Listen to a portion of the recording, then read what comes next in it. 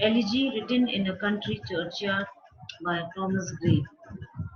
Today we shall do explanation part 5 of the poem. An epitaph is included after the conclusion of the poem. The epitaph, which means words that are written or said about a dead person, especially words written on a stone where she is buried.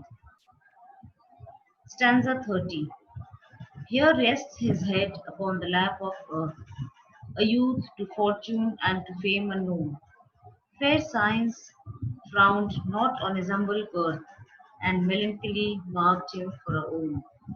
The last three stanzas are, in fact, the speaker's epitaph. The way in which the speaker imagines his epitaph will read. Through the epitaph, the speaker asks the passerby and the reader not to remember him as wealthy, famous, or brilliantly educated, but as one who was melancholic or deeply thoughtful and sad. Stanza 31. Large was his bounty and his soul sincere. Heaven did a recompense as largely sent. He gave to misery all he had a tear. He gained from heaven, it was all he wished a friend. The speaker asks that we remember him for being generous and sincere. His generosity was, in fact, his willingness to mourn for the dead. Because he was so generous, the speaker reasons, heaven gave him a friend, someone who would, in turn, mourn for him after his death. This friend is unnamed, but we can deduce that it is any kindred spirit, including the reader, who reads the speaker's epitaph and remembers him. Stanza 32.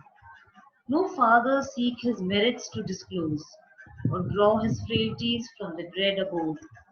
There they alike in trembling hope repose, the bosom of his father and his God.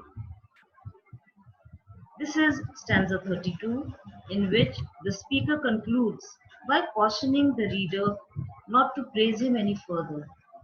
He also asks that his frailties, his flaws, or personal weaknesses not be considered. Rather, they should be left to the care of God, with whom the speaker now resides.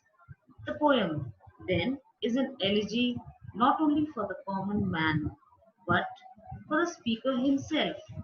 Indeed, by the end of the poem, it is evident that the speaker himself wishes to be identified not with the great and famous, but with the common people, whom he has praised and with whom he will presumably be buried.